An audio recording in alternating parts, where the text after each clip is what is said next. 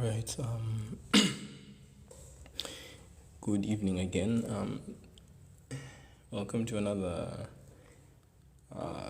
Maths game. Maths is a game. Maths live. TikTok live. Call it what you want. So we are actually going to be doing grade 11. That will be from 7 minutes past 9 now up until 10:15, and we will be just basically going through some questions or various questions that I had actually given the grade 11s to do, and just in the process explain some important concepts that have to do with both your numerical base type of exponential equations and also your variable type based exponential equations. So this is grade 11. So before we even start, people who are here who are looking for other grades, so grade 11 will be from now up until 10:15. Then at 10:20, I'll be taking grade 12. Okay, at 10:20 I'll be taking grade 12, and we'll be continuing where I left off with grade 12 the last time. Then tomorrow in the morning at 7 a.m.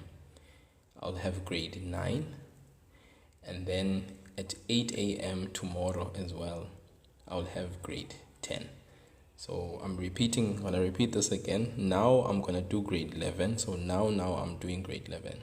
All right. Then at 10:20, which is still this evening, I'll be doing grade 12. Then tomorrow morning at 7 a.m. I'll be doing grade 9. And then at 8 a.m. tomorrow morning I'll be doing grade 10. And this is just follow-up lessons, right? Because all those who have been with me since the beginning will know that we've been doing a series of lessons which are based on term 1 syllabus.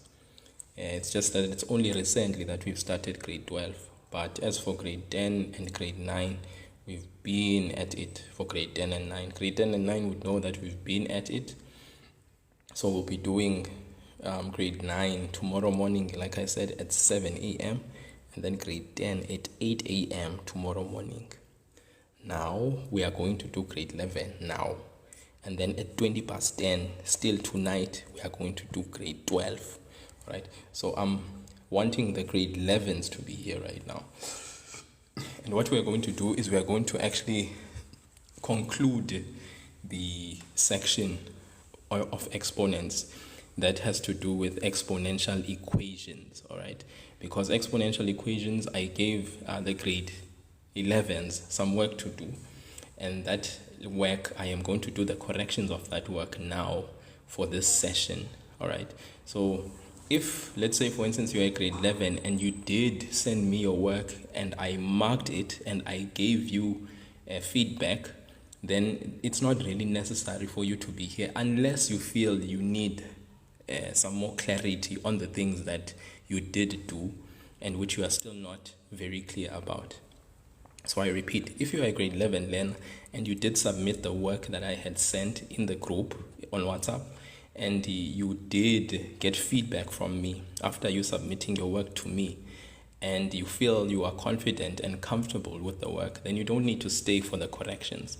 But if you're a grade 11 and let's say maybe it's your first time ever, or maybe like you actually don't know a lot about these exponential equations, then it would be a good thing for you to be here and stay. All right, I'll be going a bit at a faster pace, if you want to say so, because I need to cover the content as much as needful. For those who are joining for the first time, I would kindly invite you to go to my YouTube channel. I have uploaded the live lessons I've done in the past in my YouTube channel. The YouTube channel is called Maths is a Game. Just like the TikTok page, it's called Maths is a Game. The handle is Maths is a Game 5 to 7. So there's actually a 5, and then there's a hyphen, and then there's a 7. All right. That's just to indicate that we are not settling for anything less than a level 5 to a level 7 if we are maths students. Not anything less than that is really not up to standard. So that's just like the range where we work, right? So it's maths is a game, 5 to 7. You can go and locate the live lessons that I've done. You can listen to the live lessons for exponents from the beginning of the sessions that I've done. They're a bit long, of course, and then actually take it up for yourself so that you can have the full coverage of what we've done so far, so that now that we are doing what we are doing, because we are going to be concluding exponents very soon, and those who are already in the group will actually be getting an assessment, a test of some sort, so that they can be able to do what? So that I can be able to check if what we've been doing has actually been captured, all right? And that also gives me an opportunity to actually see if is it really valuable, this thing that I'm doing here? Because at the end of the day, there's no way I'll be able to know if this thing is of value to anyone unless I assess and check. All right, so there'll be an assessment that will be happening, and I will announce that in that group and that WhatsApp group. If there's someone who's here, who's a young, is it sculpture or sculpture? I don't know what's your name there, but you can send me a message on the side, or as you can see there, you can send Boitumelo on 16. You can actually send her your details so that you can be forwarded or you can be added in that WhatsApp group. All right, so let's get with it, guys, because we've got a few things to cover, and I need to then transition my attention to grade 12 at 20 past 10. Continue to like the live, please, so that we can actually get more people to come and disturb us. You know, as we do this maths, people come and disturb because they are like, what's happening here? Anyways, let's try and ignore the comment section. I don't know if I should actually switch off my comment sections, because I can do that so that we can exclusively focus on what I'm doing with the maths. I can turn it off, the comments, so that we do not get disturbed, because there's people that usually come in, and when they see that we are doing maths, they have these funny comments, you see. Anyways, so if you've, like I said, if you've done the game challenge exercises, and you sent me your work privately, I've checked it, I've marked it, you are comfortable with what you've done, then there's no need for you to stay for the live. But if you feel that you still want a bit more explanations on these exponential equations and you want to be here, then please do stay for the full duration of the time. All right, we should be leaving each other by 10. All right, so the first question was the cube root of 4 to the power x plus 1 is equal to half to the power x. What we must note is that for number 1, number 2, number 3, and number 4, all of these have to do with when we have a numerical base as our base, right? So 4 is a base, half is the base. You see, number 2, we have 5, 2. Sorry guys, I don't know what's just happened to my screen there. When I explained the different types, oh, my network is bad. Oh, I see. Let me do this quickly. I see. Just let's confirm the network. Okay, is the network still bad, guys? If it's still bad, just let me know. I see someone said the network is bad. This is grade 11 for Unene, who's just joined. Okay, it's better, ne? Yeah, I had to change it up because I think it was my Wi-Fi. My Wi-Fi is bad, so I had to go back to my data. Okay. Right, so these are the numerical base types of equations. So let's go with the first one, the cube root. The cube root, like I said, if you have done this, you've gotten feedback from me, I marked your work, you don't have to be here. But you feel if you want to be here and you want to actually check it out, please do stay so that you can get some explanation and get clarification on certain things. So we have to solve for x. The base this side is 4, it's raised to the power x plus 1, single base. On the right, we also have a single base, single base. So now the cube root here has to then afford us the chance of doing the following, the cube root. If we want to remove the cube root, we know that we actually raise 4 to the power x plus 1 and we divide the whole of the expression x plus 1 by 3. I hope you guys understand that, all right? That's how we remove the cube root. This cube root belongs in the denominator, whereas the x plus 1 belongs in the numerator, all right? Which is equal to half. Obviously, half we can change, right? We'll change that very soon. So 4 can be changed to the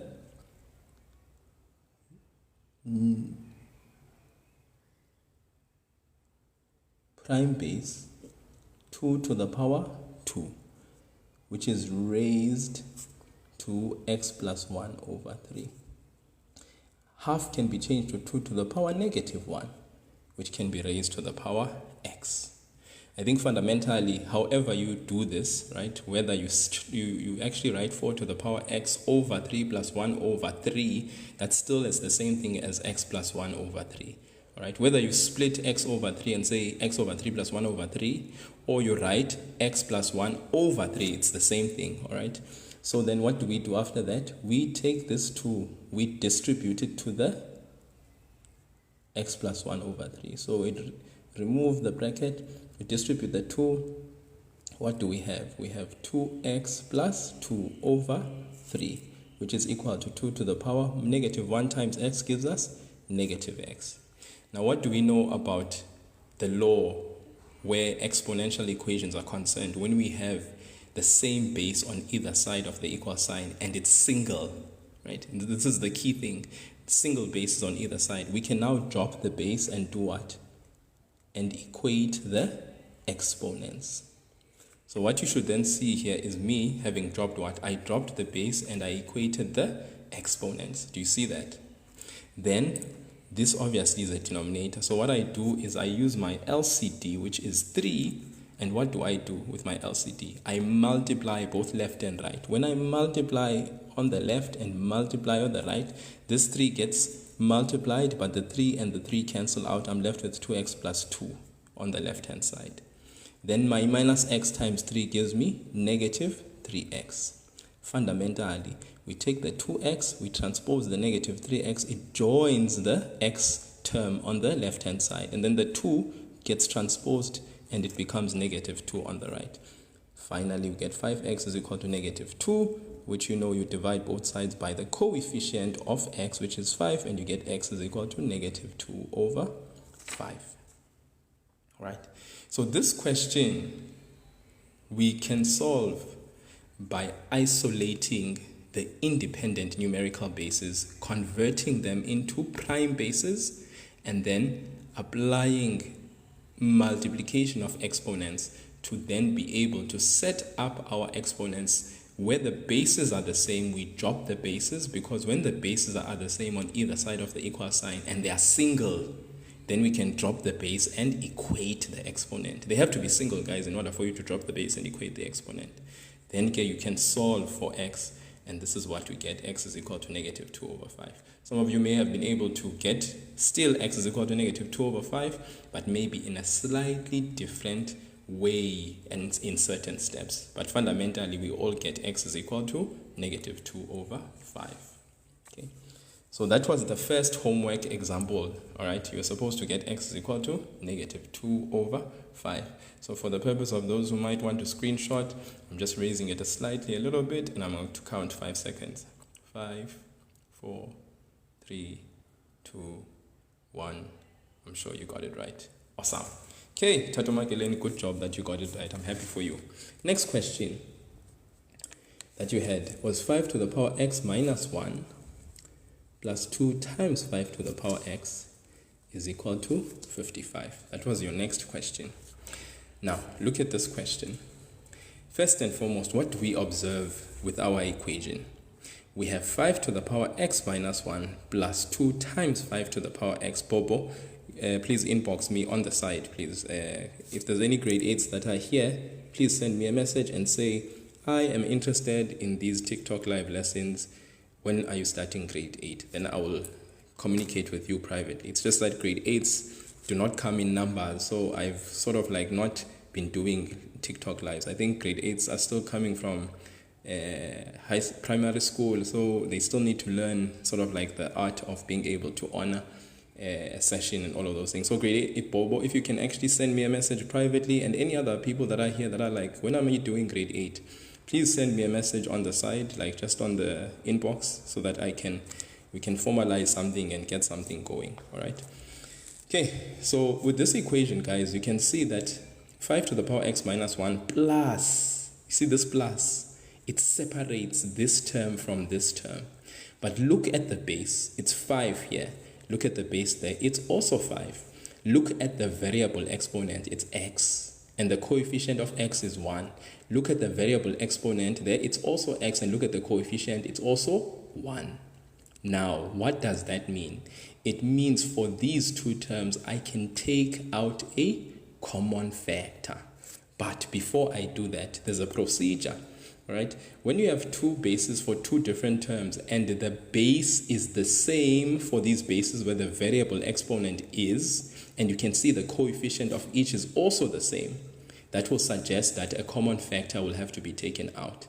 All right, you can see on the right you have a constant term that has been isolated, which is okay if the constant term is on the right. It does not need to be transposed back so that it is a third term on the left. Why? Because this is not a quadratic type, it's a highest common factor type exponential equation. Why do we know it's a highest common factor type exponential equation? It's because for the variable exponent, where we have the variable exponent, the coefficients for the same bases are the same. There's a coefficient of 1 here, there's a coefficient of 1 here. That suggests that we have highest common factor type problem. This is not a trinomial type. So what we do when we have a trinomial type problem, we need to first get our exponential equation in this way. Two terms where the bases with the variable are actually on one side and where the constant term is isolated on the right. That's the first thing you need to do. Then number 2, you split the exponents.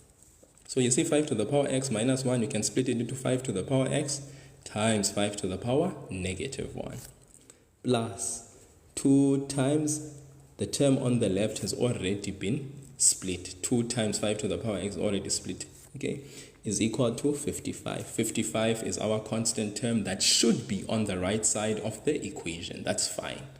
Okay, so I hope you guys understand why we are saying this is highest common factor type. For two terms in an expression on the left where you can see that there's a base with the same variable exponent where the coefficient is the same. The coefficient for x is 1 here, it's 1 there. Then it means we're dealing with the highest common factor type question. So what do we do first and foremost? We get the equation in this form first where the constant is isolated. Then we split the bases. Then we take out the common factor, which tends to be in most cases the base with the unknown variable. So we take that out. We are left with 5 to the power negative 1 on the left.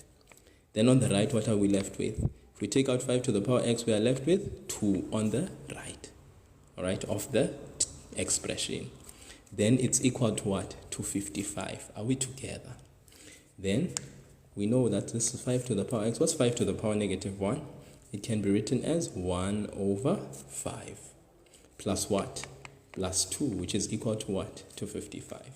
And you know what's beautiful, people? You can take now this and just utilize your calculator to get what the value of the number is inside the bracket. You will get a beautiful number of 11 over 5. If you say 1 over 5 plus 2 in your calculator, your scientific one. Let me just show you. You know, it's beautiful, this scientific gadget.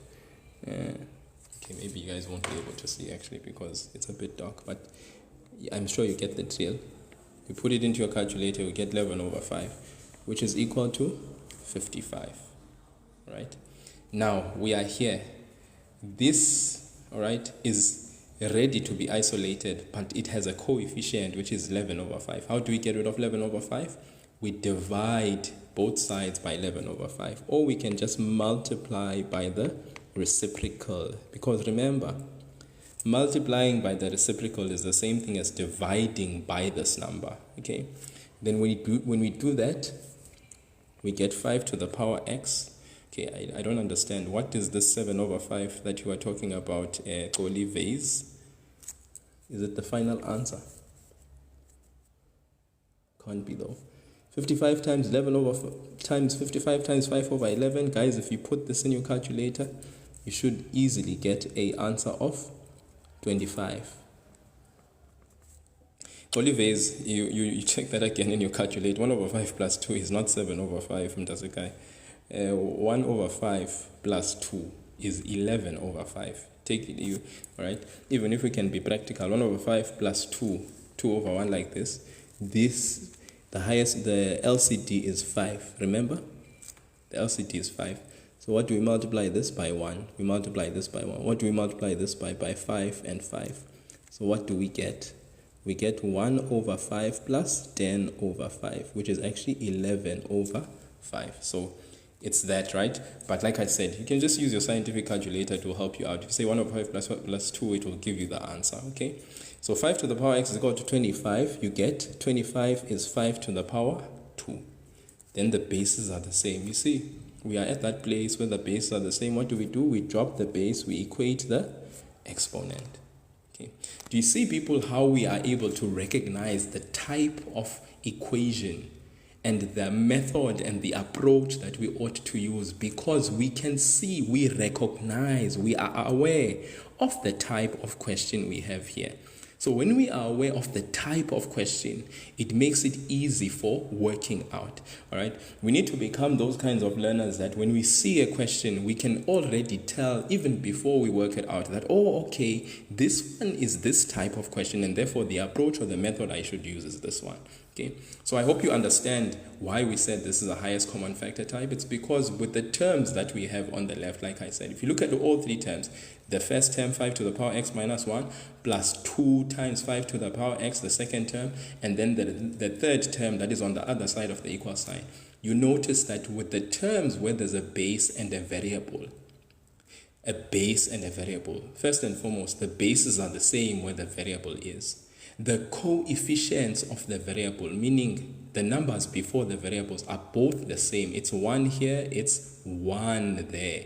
Therefore, it means we have a situation where we can take out a common factor after splitting, and then we can simplify and get the answer, okay, as per the method. Okay, I'm going to move on to the next question, guys. Time is not on our side. Like I said, I have to be out of here so that I can accommodate my amazing grade 12 learners soon. Look at this one. Now, once again, let us look at the question and then assess what we have so that we can be able to utilize the correct approach. We have 2 to the power 2x. Look at that. Boydumelo is already on the game. She can see K method. Very good, Boydumelo. Okay. So 2 to the power 2x minus 2 to the power x plus 1 is equal to 8. Now, someone else might say, wow, this is the highest common factor. Okay, Miss Keep-Ups, do you want me to actually, the previous one? Okay, there it is. I don't know if you can see that. Hopefully you've taken the screenshot. 5, 4, 3, 2, 1. Happy New Year! All right, hopefully you got that. All right, 2 to the power 2x minus 2 to the power x plus 1 is equal to 8. All right. So guys, 2 to the power 2x minus 2 to the power x plus 1 is equal to 8. Look at these terms. These two terms, what do you notice? Base is the same for the two terms. 2, what do you notice as well?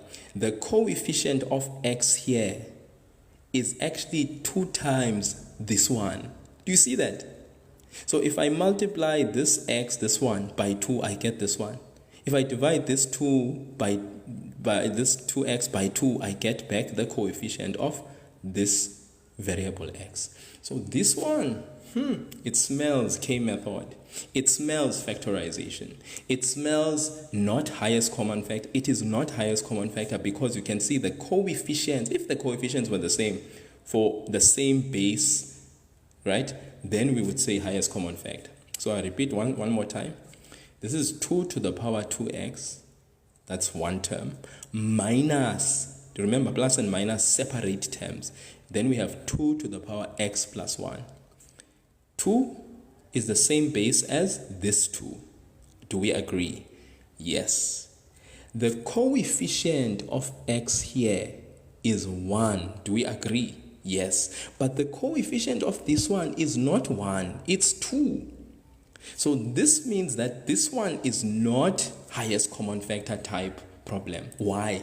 Because for the same basis, the variable's coefficient is not the same. Rather, the variable's coefficient for the exponent is 2. One is 2 times the other one, whereas the other one you divide by 2 to get the other one. So this one smells K method. It smells trinomial. So this is a trinomial type problem for where we have numerical bases. Are you with me? So what we then have to do is we need to actually reorganize the equation. So let us do that. Reorganize the equation. 2 to the power 2x, you are in the right place. Minus 2 to the power x. Okay, let's split this one. 2 to the power x times 2 to the power 1. Then the 8 needs to be transposed to the left-hand side. Now we can see we have a beautiful trinomial. All right. Now, to make life easy, we do the following. We just say 2 to the power x squared. Remember, this x times 2 still gives me back 2x. Do you see that? Why? Because multiplication is commutative. What does it mean? Multiplication is commutative. It means that the order in which I place 2 and x and 2 doesn't matter. Because 2 times x is the same thing as x times 2. Still doesn't matter. Still get the same answer. Multiplication is commutative. 1 times 2 is the same thing as 2 times 1. Doesn't matter the order. Minus 2 to the power x. Okay, so let's put the 2 to the power 1 first and then follow it with 2 to the power x. All right. Once again, multiplication doesn't matter the order. Minus 8 is equal to 0. This is a pure trinomial. We have a square term minus 2 times something, 2 to the power x, minus 8 is equal to 0. This is a real trinomial. That's why I'm saying this one is the trinomial type. But the previous one, we couldn't say it's a trinomial type. This one is purely highest common factor, because for that base, for different terms where the bases are the same, the coefficients are also the same for the variable exponent. Whereas here, where the bases for 2 different terms are the same, the coefficient of the variable exponent, one is 2 times the other one. So that suggests trinomial. Then there's this constant term which we have to transpose. So we set up our trinomial, we have it there first. Then we let k be equal to what? 2 to the power x. Genie. All right. Then in the place of 2 to the power x, what are we substituting? K squared. Minus, there's 2 to the power 1. So that 2 to the power 1 is 2 times the 2 to the power x. We substitute k minus 8 is equal to 0. Right? This is us applying the k method. Then we factorize. Okay, now we are back to grade what? Grade 9 factorization. Grade 9 factorization. So every grade 9 should be able to factorize. You guys are in grade 11. Oopsie, we're talking to grade 11s here. So they should definitely be able to factorize, right? Yes, definitely. All maths gamers should be able to do that. Factors of minus 8. That if we multiply, we get negative 8. If we add, we get negative 2. So it's definitely minus 4 plus 2. Then we get k is equal to 4 or k. Okay, let's first do step by step. We apply the 0 factor law. K minus 4 we equate to 0. To product of factors equated to 0. We apply the 0 factor law. This bracket equals to 0. Or, make sure we write or, k minus 2 is equal to 0. Then our values for k are 4 and k is equal to 2. Now remember, we are not here to solve for k. K is the way to solve for x.